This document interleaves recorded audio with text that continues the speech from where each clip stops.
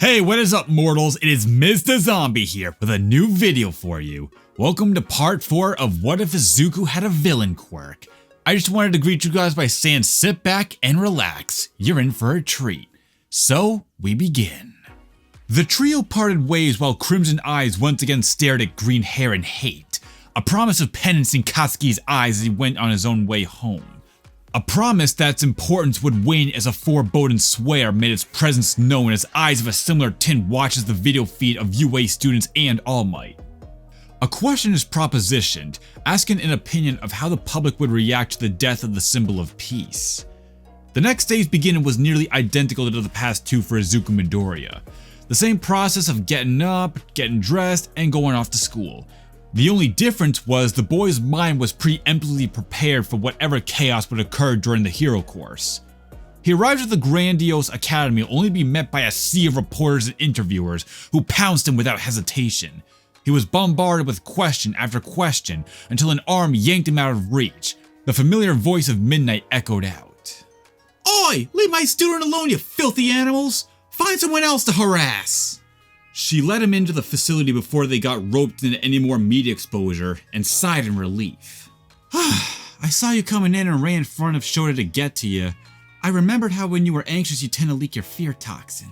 A grateful smile flashes across the juniper-haired boy's face as he thanks her.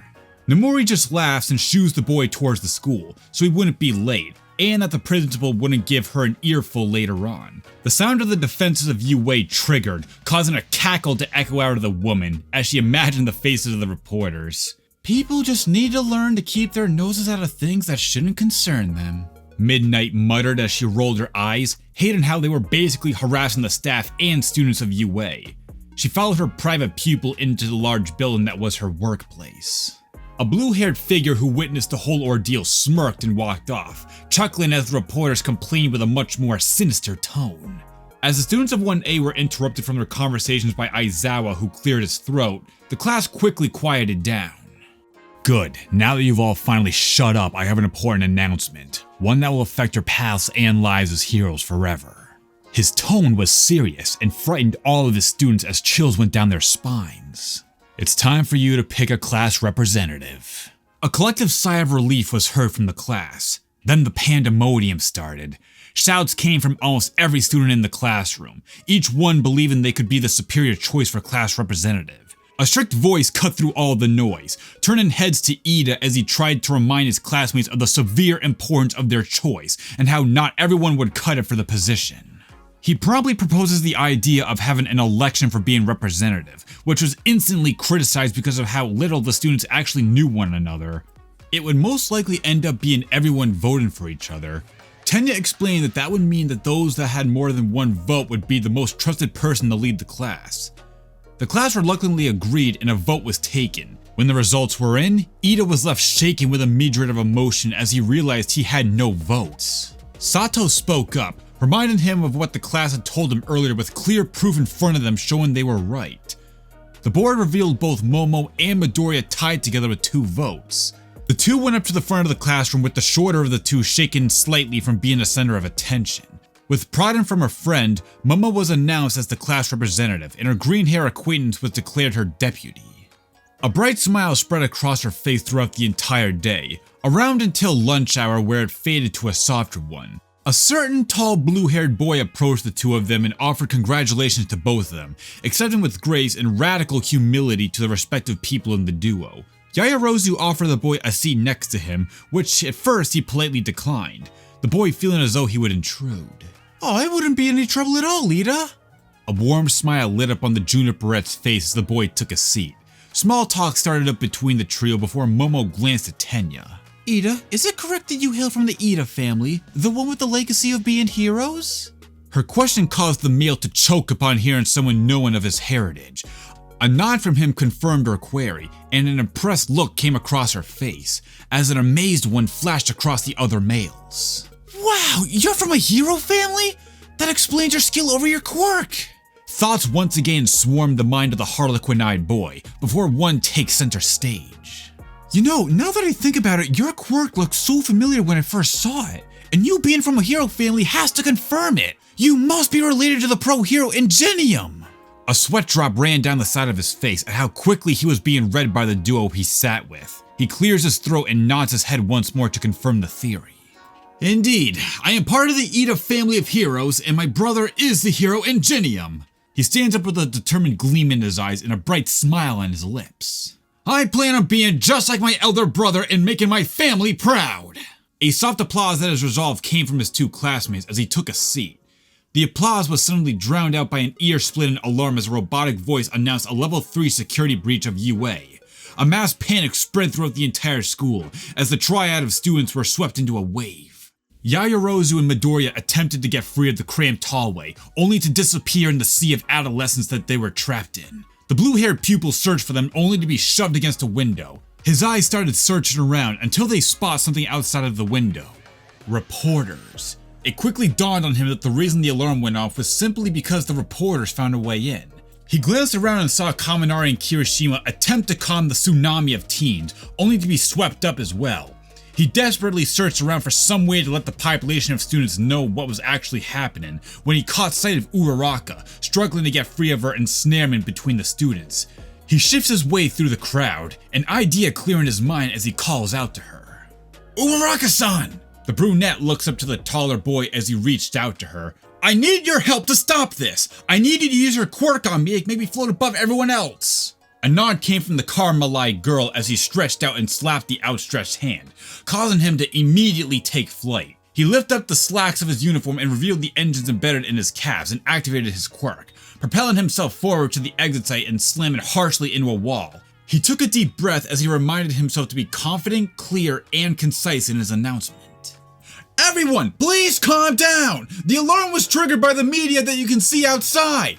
He stared down at everyone looking up at him. We are students at UA, the best of the best! We cannot let ourselves fall into these blind panics so easily! Finally, the panic seems to ease as one of them even announces the arrival of the police, signaling the end of the security breach. Relief floods the entire population of students as they filter out of the hallway and back to whichever class they were supposed to be in that moment.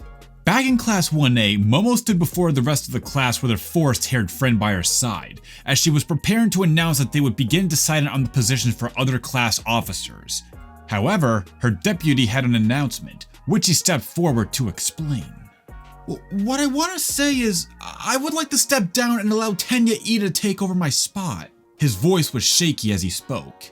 He was able to get the attention of the entire school and set them straight.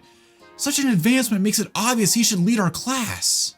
The class chimed in with affirmations, causing Ida to hop up and happily accept the opportunity. Meanwhile, at the gates of UA, Midnight and two other staff members stared at the damaged security wall that the media got through. A voice comes from a figure covered in what appeared to be white fur, who analyzed the situation.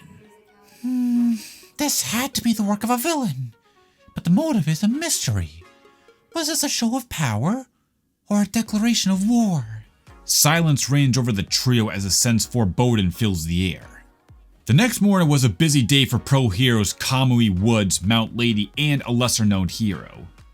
They were fighting a large, well-built villain who was currently holding several people hostage, threatening to kill them. A familiar voice cuts through the standoff as a figure in a yellow suit knocks the villain and saves the children before quickly making his way to another rescue. Fretting internally about being late to his job at UA Academy, All Might's mind was scattered as thoughts of his successor filled his mind, absent-mindedly rescuing those in danger before heading off to yet another rescue mission. Elsewhere, Aizawa was announcing to the class that their training that day would be different, with 3 instructors monitoring the class. A certain shy greenette wondered quietly if the increase had anything to do with the break-in that had recently occurred. Sero, a lanky black-haired male, questioned the teacher about what exactly the training would be. We will be doing rescue training, for example, shipwrecks and the like. He holds out a card with bold blue letters saying rescue. A buzz of excitement fills the class at the prospect of proving their abilities in an environment like that. Their teacher announced that they would be doing the training at an off-campus site and that they would be riding a bus there. He adds that they can wear whatever they wished, but to keep in mind that they weren't used to them yet and it might impede their abilities. Izuku stood with the rest of the class as his raven-haired friend questioned why he only had part of his costume on, pointing to the goggles and devices that attached to his wrist with tubes leading to tanks. He laughed nervously. and reminded her of how badly his costume was wrecked, and joked of how at least he was lucky enough for the special tech in his costume to survive. A sudden whistle called their attention to an armored student, clearly their blue-haired classmate, who asked them to board the bus in a very specific way. That method was eventually scrapped as the bus was revealed to have an openly modeled format. The emitter quirk owner sat in an open area with several other students, with Asui on his left and Sato on his right. The green-themed girl turned to her right as conversation started and asked about the juniper-haired boy's quirk, only having known about him emitting some sort of gas. Other students chimed in as well, Kirishima saying that the effect of the gas must be super manly. I wouldn't really call it that. My quirk is hallucinogen. It can be pretty dangerous. He was prompted to continue by nearly every student on the bus. Even a certain heterochromatic teen listened in. If my toxin is inhaled or absorbed into the bloodstream, the person would be forced to live through hallucinations of their worst fear. The boy was fully prepared to hear cries of how that was a villainous quirk, and how with a quirk like that he didn't belong here, but was surprised to hear the opposite. He heard praise of how cool his quirk was, and how he could potentially capture villains without a sweat. Small talk turned sour as Sue brought up Katsuki's bad attitude, ticking the blonde off as Kaminari agreed. The skirmish shaped up to happen in the vehicle. Suddenly, Shota called out for them to quit it, pointing that they had arrived. A giant dome-shaped building laid in front of them, with a familiar sight there. Pro Hero 13, a very popular rescue hero who welcomed them with open arms. They promised the class that they would have an unforgettable experience there, and that they would. That they would indeed. Thank you all for indulging yourselves in the story thus far. I hope you enjoyed it. Now there are a few more things that I'd like to go over before this video ends. Firstly, we got a second channel called Anime Deep Dive. Anime Deep Dive goes deep into the facts and lore of a wide variety of anime. It's sure to expand your weeb knowledge for all kinds of series guaranteed. On top of that, we have a third channel called We the Celestials Naruto What Ifs. It's what we do on this channel already, but in the vast world and lore of Naruto. So go check it out if you're in the mood for some jujitsu action. Secondly, on behalf of We the Celestials, I'd like to thank everyone involved in the production of today's awesome content. Their details will be in the description below. Lastly, if you're interested in what we do here on We the Celestials, then I would like to extend out an invitation for you to join the team. The only caveat being that we only accept members 16 years and up to join the crew. You can sign up for whichever category fulfills your interest by joining the recruitment Discord using the link in the description below. Our Discord is an all-around fantastic place to be, whether you're a fan or looking to join our band of misfits. We're always looking for more members to join us. Well, that's it from us for today's video, so thank you all for watching and have a great day.